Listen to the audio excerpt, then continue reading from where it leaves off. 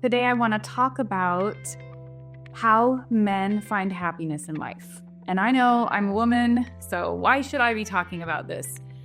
The reality is, I work with a lot of men who are struggling to create the life that they want, and there are a lot of subconscious blocks there. And so I have a unique ability to see what's going on inside the minds of men and what's keeping them from having what they want. And there has been some very extensive research on this. So I really want to talk about this, whether you are married or divorced, or maybe you're starting over in some capacity, or you're just feeling directionless, like you don't know where you fit, you don't know how to get the feeling that you want. And I want to touch on the fact that the system has really failed men. Now, our parents, society, the environment we live in is really not good at equipping men for happiness, for connection, and really for dealing with the internal struggle that keeps them stuck in so many ways. So I want to dive into all that, and I want to give you some practical steps you can take. But first, if you're new here, I'm Ketra Thompson, and I'm a certified master hypnotist and a relationship coach. What I do with my clients is I help them go back on a subconscious level to reframe those things subconsciously that are keeping them from creating the life, the love, the success that they want, because our subconscious mind is driving over 95% of everything we think, feel, and do, but we don't typically have access to it. So if you'd like to learn more about that, there is a link in the description below where you can set up a completely complimentary consultation call. So you and I can chat on a phone call. Doesn't cost you anything, but I can get some real clarity about your situation and hopefully help you get clarity about that situation and make my best recommendations. So you can set that up there. So first, let's talk about some of the hardwiring and the social programming that happens with men. There has been a study that was very interesting, and I've mentioned it before. Our male babies were studied, and they are actually far more needy and far more emotional than female babies. And what this really means is they feel very deeply. And so because of the intensity of their feelings, they can end up putting up emotional walls for protection a little quicker than women do. And then you combine with that the fact that society kind of teaches people to make sure boys toughen up, to let them cry it out, to ignore them a little bit more. That neglect or ignoring in those really infant time frame, even young childhood, can really affect them deeply, and it causes them to put up emotional walls because the pain of that neglect is so intense that they cannot stand it. So out of self-protection, they put up these walls, and then they carry those walls into their adult life. And it causes them to feel like they have to solve things on their own. They can't rely on anyone else, and it's a very isolating and lonely feeling. So a lot of this and the societal conditioning leads men to feel like they don't like being vulnerable. They don't like being seen as vulnerable, and they certainly don't like stepping into their vulnerability. And when they do this, they keep themselves more isolated and more disconnected. And so what we're dealing with is this internal fear of being seen as vulnerable. And then you couple that with the innate thing about men that tends to make them a little competitive. They like challenges. They like to complete things. And so what they do is they end up in competition with the world and with all other men. And because they're in competition with them subconsciously in their mind or consciously, they may actually feel like they're in competition, not just sort of an underlying feeling. And because of that, it keeps them from letting other men into their life because they don't want to be vulnerable with someone that they're in competition with. So there's this very tricky dynamic. Don't let them see me. If they see the real me, they'll see I'm not capable or functioning well or as smart as they think I am, or I'll lose my job, or whatever that is. That fear coupled with this competition is very, very isolating. Now, there's another dynamic that's pretty common that I see when we're not dealing with the controlling, manipulative, narcissistic type of guy. Then we oftentimes see that the other type of guy is kind of a people pleaser where they don't step into their assertiveness. They're afraid that if they say what they want, if they express their needs, that they're going to be shut down, rejected, embarrassed. And so this fear of rejection, this fear of embarrassment, this fear of being seen keeps them in a people-pleasing mode where they really lack assertiveness and they don't even know enough about communication skills typically to try to implement them. But the problem with communication skills is you can be taught how you're supposed to communicate, but if the internal emotional trigger is not dealt with, then the actual communication isn't going to happen. You might still be talking, but you might be talking out of defensiveness or self-protection instead of curiosity. And so when we deal with the internal emotional trigger on a subconscious level, now you can implement communication tactics and you can actually communicate well. But I think the biggest problem that I find with men is they want to learn things oftentimes, especially when they want to, have a good relationship. But when you ask a man to communicate how he feels, sometimes he has no idea what that is. He hasn't been tuned in to himself. Men have spent so much time in their life divorcing themselves from themselves. So we're all born with this innate communication system inside of us, our feelings. And it's present before we even have a language to express it. We know when we need to cry to have a diaper changed or whatever. But because they have shut down and protected themselves with these walls, sometimes they have no idea what they're even feeling. So how are they going to express their needs, even in a really healthy way, if they don't know what they are? So we really need to get to the point where you can dial back into those feelings. And all of this combined creates a dynamic where men just feel really frustrated, really alone, really isolated, undersupported, not understood. And I can see the ripple effect in all of society. And the truth is that men are very undersupported in this area. Not only do they not really have the plethora of resources that women tend to have, but they tend to reach out for those resources much, much less. And they have way higher suicide rates because they tend to pull back and try to solve things on their own. So societally, this is a problem for everyone. And it is something that we need to really get real with and create opportunities for men to have things that work well for them, that are wired for them, that aren't just a copycat of maybe the way that women might address similar issues. So let me talk for just a minute a little bit about the subconscious mind. I know I'm always doing that, but from birth to age 7, we are programming our subconscious mind. So we're basically in hypnosis. We're in the theta brainwave state, and we are assigning meaning to all of our experiences. And so these fears of rejection can come when we don't get our needs met. And maybe it's not even our caregiver's fault. Maybe we had a great caregiver, but we're raised by imperfect humans. And so they didn't know we had this need. We didn't know how to express it. They were too busy. Whatever the case may be, a need did not get met. And then the pain of that need not getting met is an experience that we assign a meaning to and write that into the blueprint of our subconscious mind. And the thing is, around age 7, the critical factor gets put into place. It's this comparing mechanism between the conscious and subconscious mind that keeps the subconscious safe because it believes that everything in there is accurate, even though so many of these beliefs are not accurate because we formed them before we had any life experience, before we had any discernment.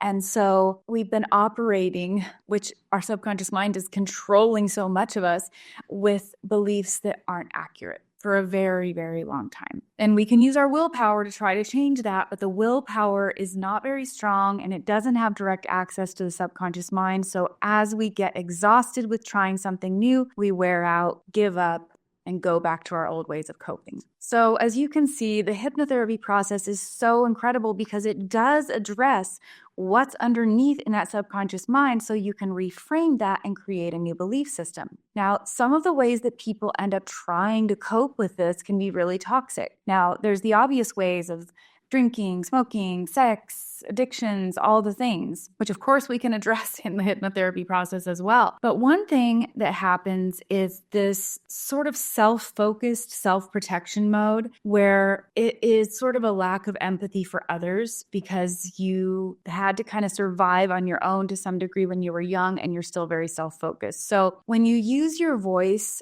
to communicate without empathy, you end up communicating without patience, without curiosity, and it leads to controlling behavior, projecting your feelings onto other people, and sort of a victim mentality. So you try to control everything around you in order to keep yourself safe. And in a process, the people around you learn that they cannot trust you. They cannot connect deeply with you. They can't be heard, seen, or known by you, because you don't have this level of curiosity and empathy. And so even that sort of coping mechanism, that self-protection mechanism, can keep men even more isolated, even more alone. And so I want to really explain, even on sort of a chemical level, why this is. So let's talk about how to really bring happiness and connection and contentment into your life as a man. Now, being your authentic self and having authentic connection to others is really the gateway. But how do we do it and why is it the gateway? So first, let's talk about the chemical makeup in your body. So when we're trying to problem solve on our own and do life on our own, and we pull back and we withhold connection and affection and even the problem solving, we're really doing ourselves a disservice, both men and women, but especially men, because men really need vasopressin. So vasopressin is this chemical that gets released in the body when you're problem solving together. So that means you actually do need to bring your daily life, your thoughts, your concerns to your partner, to your spouse, and talk them out and get other people's perspective and take in the influence of others so you can ponder it and consider it. Even if you don't do what they suggest, this is still a way of communicating, letting someone into your world, into your vulnerabilities, where you might say, yeah, I'm really worried about this. I'm not sure what to do. And you start talking about it. Vasopressin is created during that process. And it's also really created in any kind of problem-solving process that you're doing together. Shared experiences, shared challenges. And if you don't let someone into your life, if you don't incorporate them, if you don't let them know where you're at or how you're feeling or what you're struggling with, or you don't go there with the problem-solving process, you're not going to have the vasopressin that you need. And here's why this is important. Because if you don't have the vasopressin that you need, then you aren't absorbing all the oxytocin that you need. And oxytocin is the bonding love hormone that regulates everything else. And so you need the vasopressin so you can absorb the oxytocin when you do touch, when you are intimate, when you are making these connections, when you're hugging, so that you can actually absorb it. Because when you have the right levels of oxytocin in your body, all these other things start to fall into place. Your body makes more GABA, which produces more melatonin, which means you can sleep better, which produces even more serotonin, and all of the chemicals that create homeostasis in your body do not happen in isolation. They happen with connection. And so men are naturally more isolated in that they don't even have as many friends as women typically have. So think about that. Women, even if they don't have a ton of friends, they still probably have a few good friends, and they're usually regularly open and communicative with them.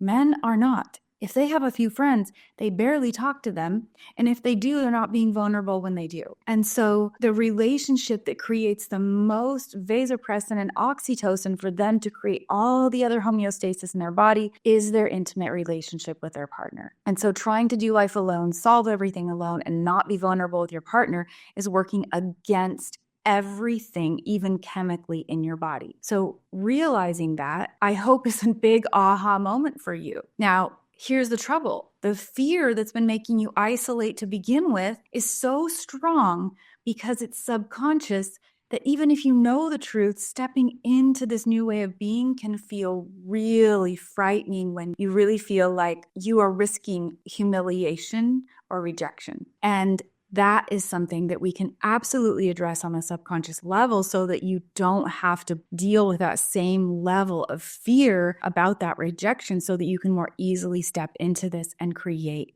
a connection that really supports you in life. So that's when a man can actually stop wearing the mask, because the mask gets really heavy of all the things they think they need to be and do, and all the ways they think they need to behave to gain approval or love or affection. That's when they can stop wearing the mask and they can relax. So when men talk about, I want a partner that is my peace, it's, you think you want someone that doesn't have a mind, that's a doormat, that doesn't say anything. It's not true. What you really are desiring is a place where you feel at home, so you can make that connection and share yourself vulnerably, so you can get the vasopressin, so you can get the oxytocin, so you can feel safe in your world to let your guard down and not have to be in competition and not have to wear that mask. And so in order to do that, you do need a partner who is willing to say the things that need to be said, who's willing to communicate openly and authentically, because that's how we grow. But in order for you to step into that, you probably need to deal with the subconscious programming that's holding you back. So men really tend to thrive when they have something bigger than themselves in life. They have something bigger than themselves to be working for and toward, and that gives their life meaning and value. And this is why those connected, committed relationships and families really feed men, because it gives them purpose. But they can lose their willpower, their direction, their purpose when they aren't letting those people into their life and they aren't really building together, because they aren't getting the chemicals that they need. So what's keeping them from doing this is all of that programming from before, all of society, all of their own experiences as a child, all of these things that were programmed in the subconscious mind that are blocking them from actually creating the life and the love that they want. So I can say it as if it's easy. This is what men need. They need real, authentic connection and to be vulnerable. But the reality is that being vulnerable like that can feel absolutely overwhelming. Like you're asking someone to, jump off a building or something. They just don't see how they can do it, how they can let those walls down, and how they can make those connections. But the reality is that when you deal with the subconscious mind, you're dealing on a level that you don't have access to typically. After the age of 7, you don't have a lot of access to your subconscious mind. Outside of traumatic experiences, typically you don't have much access. And so when you're in the hypnotherapy process, we can actually go back to those belief systems where they were created and reframe them so that you can actually be connected to your authentic self. Now, being connected to your authentic self, it means embodying and accepting you in a way that you probably never have before. It's you as your authentic self before the world told you who you needed to be, and being okay with who that is and curious about who that is and stepping into that vulnerability, which might sound frightening, but once you deal with that sort of lie that you keep hearing playing on repeat in the back of your mind, we get rid of that old programming, you feel so much more free, so much lighter, so much more able to embrace your life and embrace connections and embrace your humanity. You've likely grown up in a culture that doesn't teach you how to do that. So if you're feeling like you can't trust anyone, like you're doomed to be alone, even if you're in a relationship that no one's ever going to see you or know you or understand you or truly be there for you so you can just relax and feel at home and allow yourself to be loved, there is probably some subconscious programming that is in the way. Now, this is why I'm creating an entirely new program just for men, because what men can do in 5 custom hypnotherapy sessions with me is more than they could probably accomplish in 5 or 10 years of regular talk therapy. And I find that the men that I've had as clients are so grateful because of how men are wired. They want to conquer this issue. They want to get results and they want to move forward. They don't want to just sit here rehashing the same thing over and over and over forever. They want results. Men are very results oriented. And so this program is the most rapid way that you can get into that subconscious mind and reframe these things so that you can create the change in your life that you want, instead of just hitting your head against a brick wall, like using your willpower, trying to make these things happen. But all those old fears, all those old recordings that are in your subconscious mind have been stopping you. And so this program is designed specifically to get men to the result they want, while giving them all the support that they want to have to implement these things long term. And so I think it's long overdue that men have a program that isn't just based on a regular talk therapy model where we're rehashing stuff, but we're not really ever feeling any better. This is a way for you to actually start feeling better, to actually address what's going on, and to get you the change and the momentum that you're looking for. So if you want to check into that, again, set up that consultation call in the link below. I can answer all your questions there and hopefully help you get a lot more clarity, because nobody wants to live in a way that keeps them stuck forever. So even if you can't do that yet, I'd like to suggest that you can do a few things. Start getting curious about what you're feeling. Start noticing when feelings come up. Where are you feeling them in your body? And that can give you a clue as you move forward, when you start to get a feeling in your body that this emotion's coming up, and you can have a little more awareness. And then you can get curious, asking yourself, when did I first feel this feeling? Under the age of 18, what could this be about? And then really getting curious about what's the truth about the situation I'm in now. It's a little bit more work, but it is worth it to start dialing into what's going on inside of you. And if you'd like the help to actually reframe those subconscious beliefs, don't hesitate to reach out. Again, until next time, I hope you curate a life by your own design.